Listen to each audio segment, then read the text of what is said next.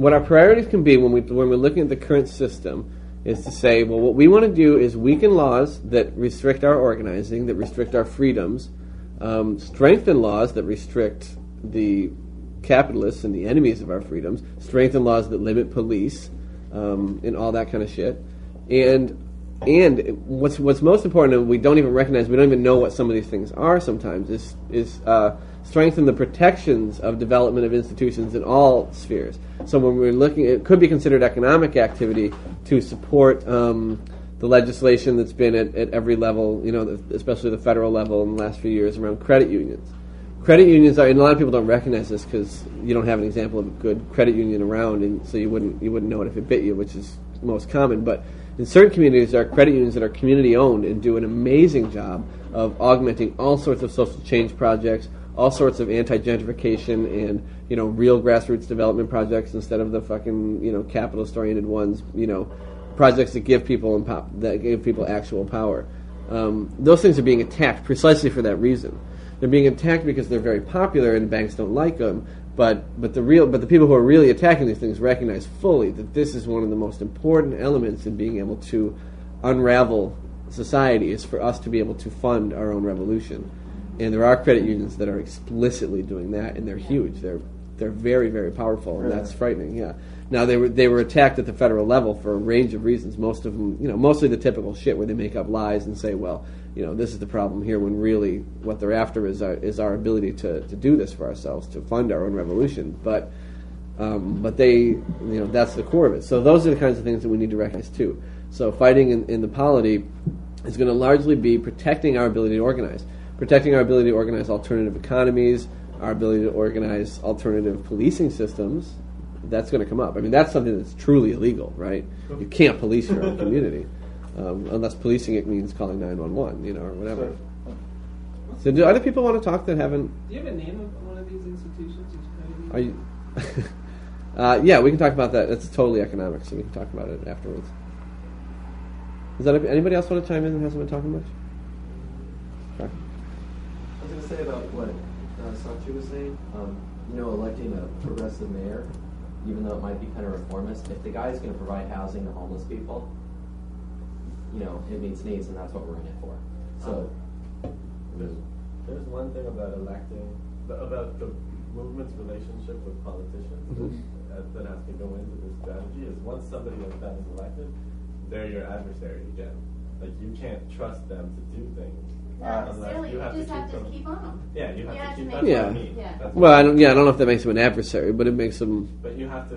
But that should start beforehand. Yeah, no. Right, that should start with each of us. To the extent that any of us has power, we should be looking at one another and keeping that in check. Right. So when someone becomes mayor, then they get just more of that. Right. But it isn't even a violation of any principle. It's just that certainly any time an institution gains a particular amount of power, that institution deserves more of our attention in order to ensure more accountability. It's just something that always happens. It always happens. Yeah. In the office, and then he screws you over it always happens. You're right. But even if Nader had gotten in, or if the NDP get in, they're still capitalists. So the second they get in, even if they were anti-capitalist, is my point. Look at Bernie Sanders. Yeah. Look at Bernie Sanders. I'd rather not. Well, okay, so.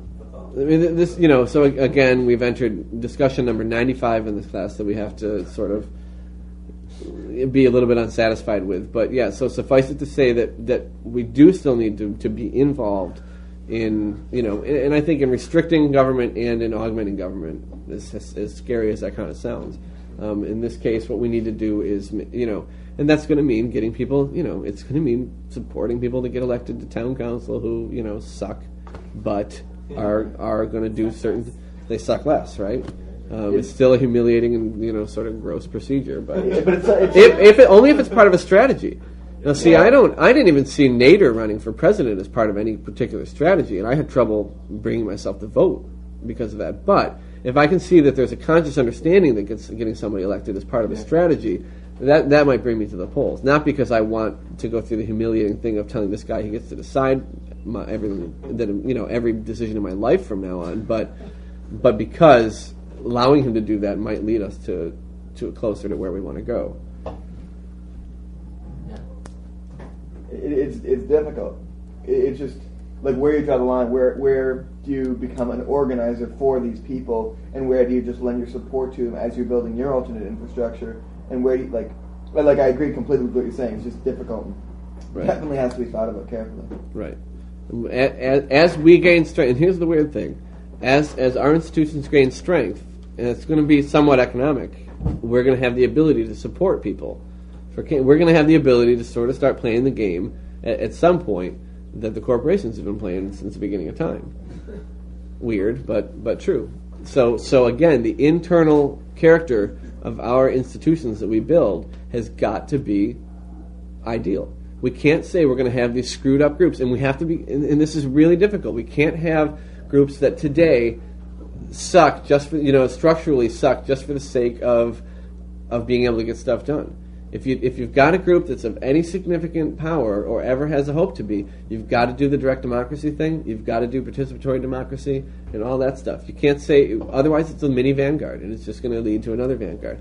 Some of the most popular ideas coming out of anarchists that have to do with strategy and vision for political change are like the libertarian municipalism ideas that the School of Social Ecology, Institute of Social Ecology, and Murray Bookchin are promoting, which just says that the people with the ideas at the beginning have to be the people to begin the organizations that are going to become the future.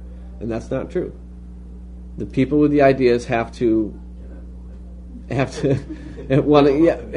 be participating in with all the other people who eventually, very quickly, can become the people with the ideas. Eliminate that division of labor. Yeah, and that's the problem, is that we have to not have a vanguard in the beginning if we're not going to have a vanguard in the end.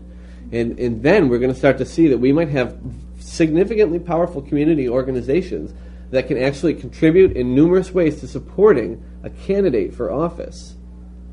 The organization itself has every intent of not even having the institution, the government that are supporting this person's candidacy for it, existing in a short period of the future. But also that because this is a community body that says we're supporting this person for this reason and it's strategic, that's actually not in violation of this anti-vanguardist principle. And a corporation is the ultimate vanguard.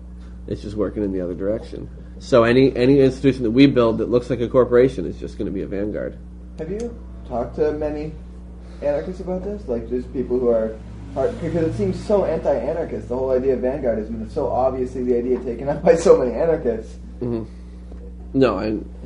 No, most people aren't interested in talking about this, so I thank you guys for coming 3 times.